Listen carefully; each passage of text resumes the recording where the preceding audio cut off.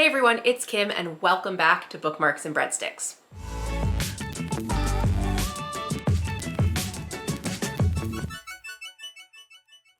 Welcome back to Bookmarks and Breadsticks. If you're new to my channel, I talk about everything foodie in the world of books. Predominantly, I do talk about food writing in the nonfiction space, but on occasion, I come with a book review for something in the fiction space. I am here today to actually talk about a fiction book, Sweet Bean Paste by Durian Sukegawa. Sweet Bean Paste is a translated work, and it was translated by Alison Watts. It comes in at 216 pages. While this is a translated work, this is definitely of a contemporary fiction mind.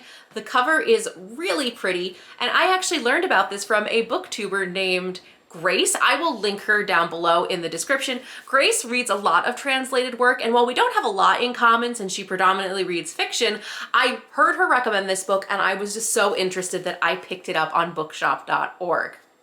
So this book features two main protagonists and a good supporting third character, and this is all about Sentaro. So Sentaro owns a little tiny shop that sells dorayaki. So I will put a picture right here of what dorayaki is, but essentially it is a pancake with sweet bean paste inside of it.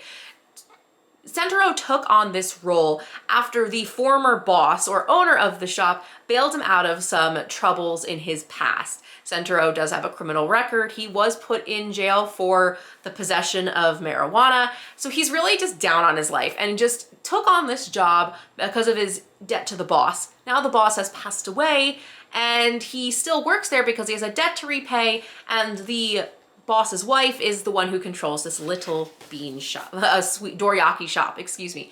It is much more a character story. If you are someone who wants to see a redemptive arc, see these new relationships about friendship, this is the book for you. Sentaro actually befriends an old woman who comes to the shop one day. She appears from seemingly out of nowhere, and the only distinctive trait she has are very curled hands. You will learn throughout the book why this character trait of these curled hands is so important. She appears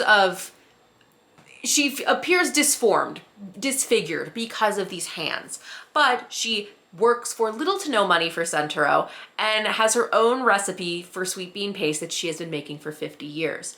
The more Granny appears at the shop and works with him, the more he learns not only to respect what he does, but to also respect himself. The old woman's name is Toku, or Tokue, T-O-K-U-E, and it's the best sweet bean paste he's ever tasted. And she begins to teach him her craft, but as their friendship flourishes, social pressures become impossible to escape, and Tokue's dark secret is revealed with devastating consequences. There is also a third character who is in this book, and she is a young high school girl, but is rather isolated and does not seem to have friends, despite other high school girls coming to the dorayaki shop. I'm trying not to give away too much, but I have to say that this was a super charming, but sad book. And I think if you're in the mood for a quick but contemplative read, pick up Sweet Bean Paste. Overall, I think this will actually be one of my favorite books of the year because it's just the perfect length and has a little bit of melancholy and great character development. This is a very quick version of a coffee chat, and you get to see these videos first exclusively on my Patreon.